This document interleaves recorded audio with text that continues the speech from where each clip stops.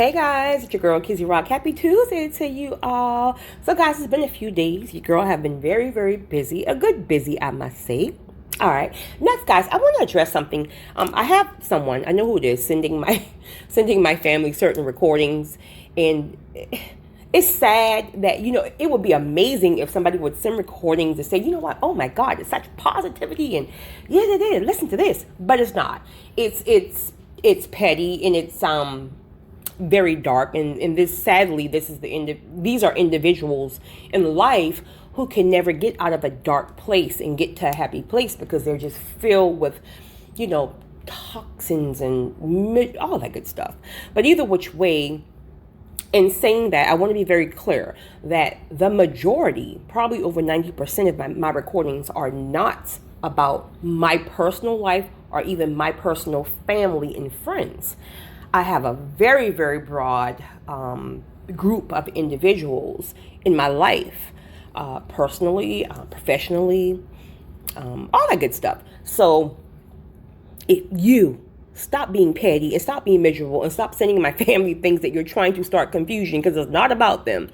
Anyway, guys, so I want to talk to you all about, are you called to break generational curses or generational norms?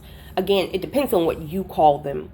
To be clear, some people see curses as a bad word, so it's like generational curses, meaning it's all bad. These things are all bad. Where if you just consider it to be generational norms, really it's just the things that is normal in your generation, in all the generation in the past, your great-great-grandmama, your great-grandmama, your grandma, your mother, all that stuff. So it's just normal things that you're used to because no one else has ever done it a different way. So are you called, right? And it doesn't only have to be you, it can be several people in the family. But are you called to break generational curses / generational norms?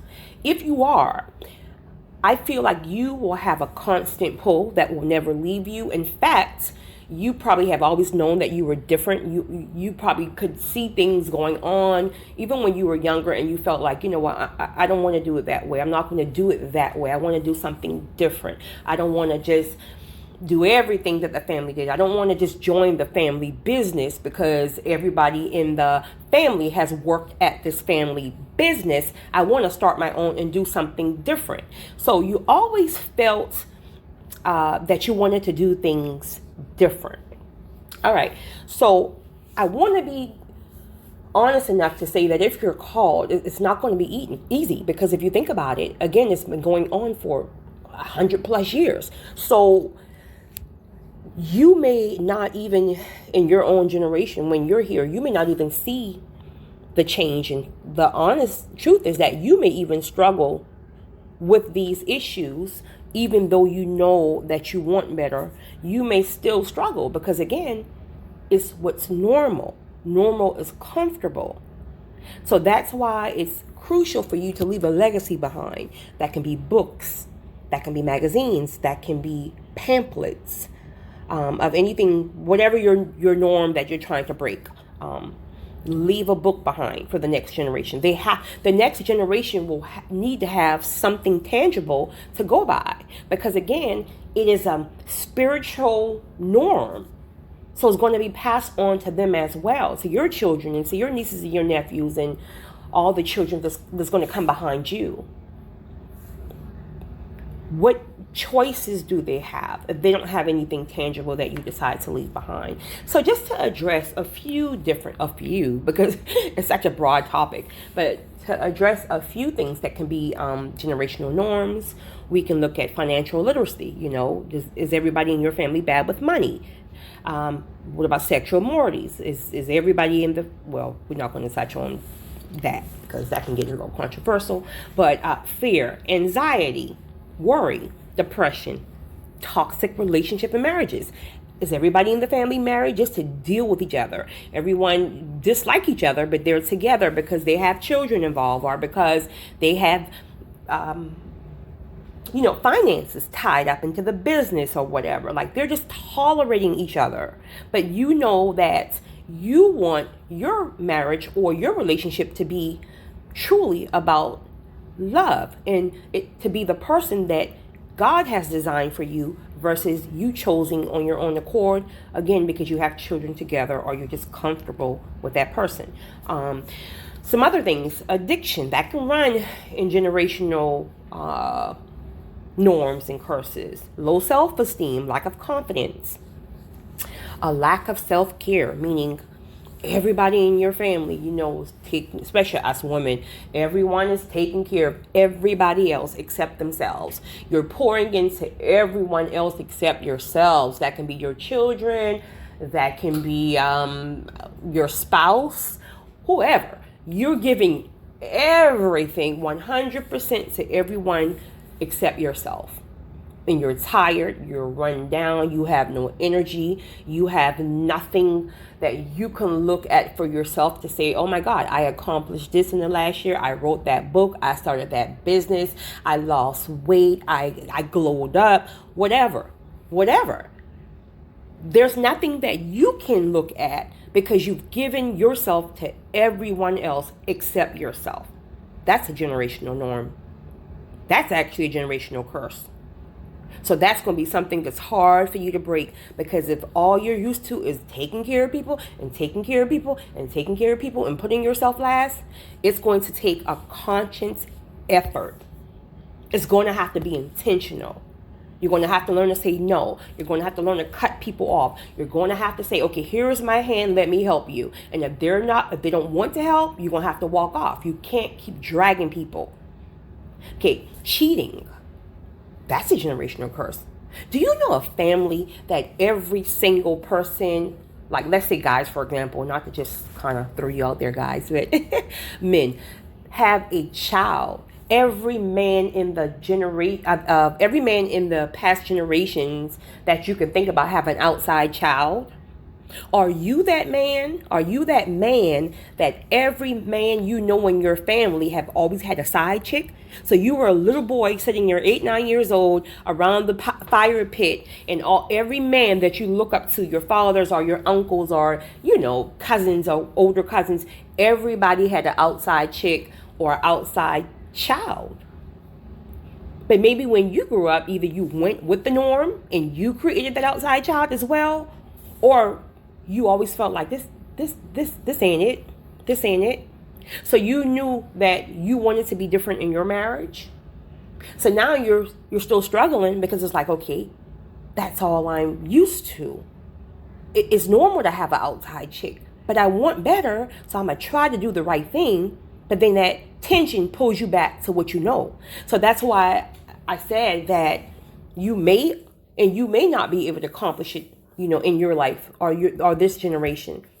But even if you don't, plant the seed for the next, for your son. Don't do the same thing. Even if you already made that mistake or choice to have the outside child, make sure your son doesn't do that.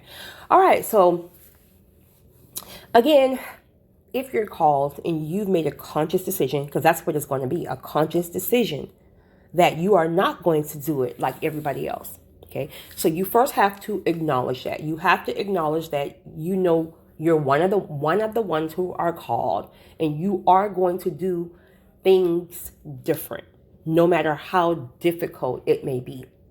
All right. So you're going to have to start, once you've made the decision, you're going to have to start detaching from normalcy.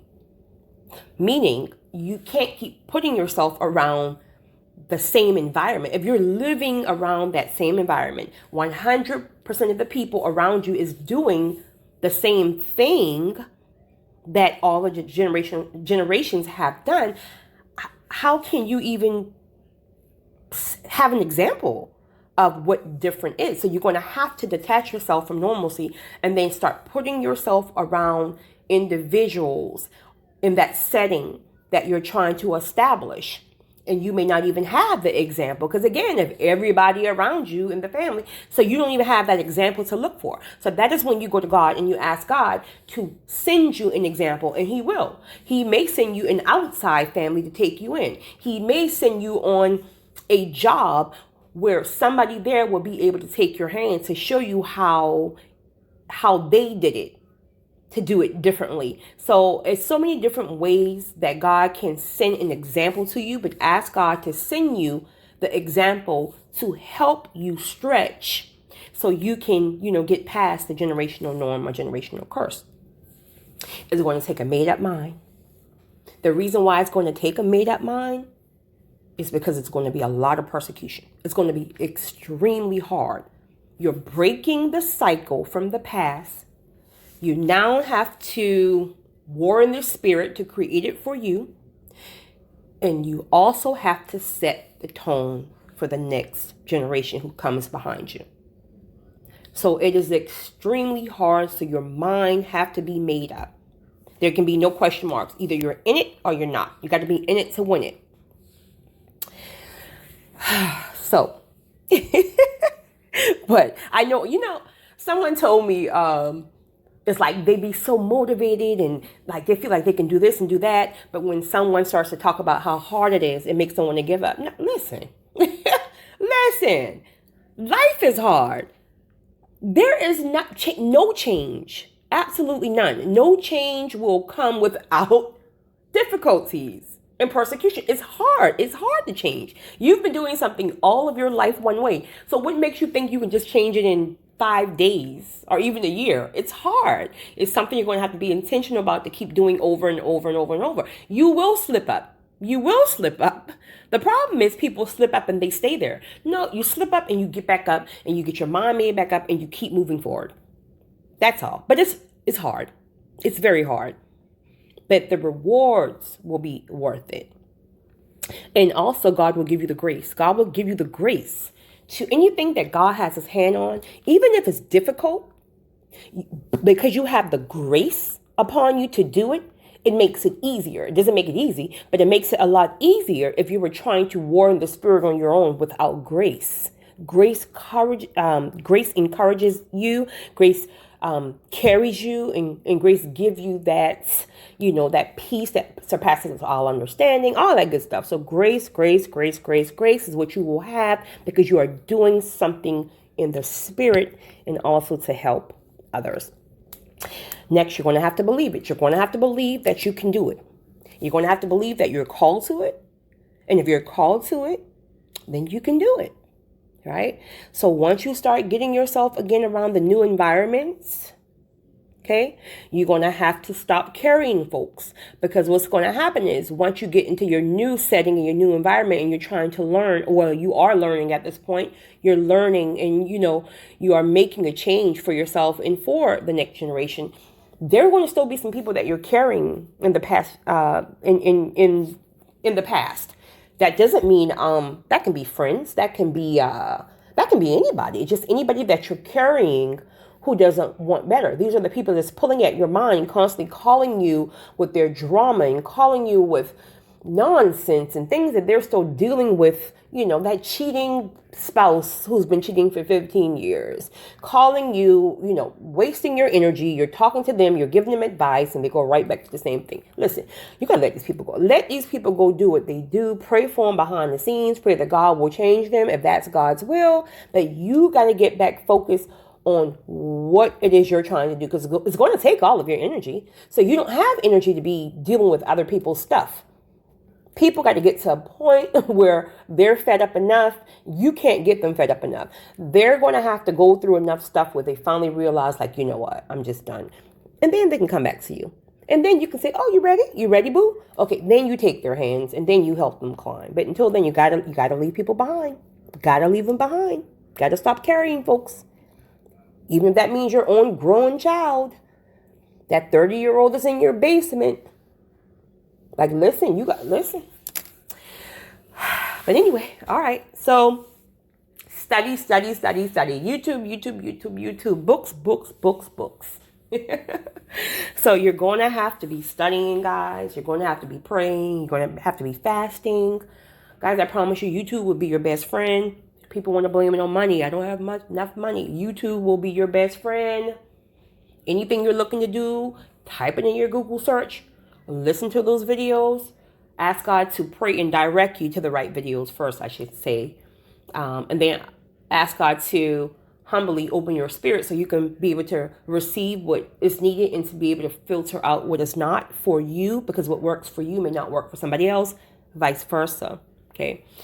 So, yeah, so I just want to say overall, like I said, to sum it up, if you're called, you're going to have to first acknowledge it. You're going to have to get around some people. You're going to have to study. You're going to have to go through trials and tribulations, a lot of pain, a lot of falling down and getting back up. Whatever your thing is, your family thing, you know what that thing is. It may not be one that I even calls out on my few little notes that I've written down as far as, the different type of generational curses families can have. You all know, every family has something that you struggle with, so whatever it is, does everybody in the family have 35 children but never got married? Did everybody in the family, no one went to college, right? And not saying that is even a need. I'm just saying that what has everybody that done and you want to do differently.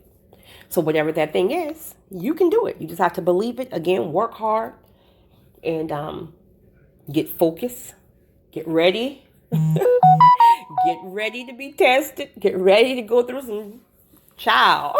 But you can do it and you will see the rewards. And then the next generation will always remember you because you left a legacy behind for them to have the tools.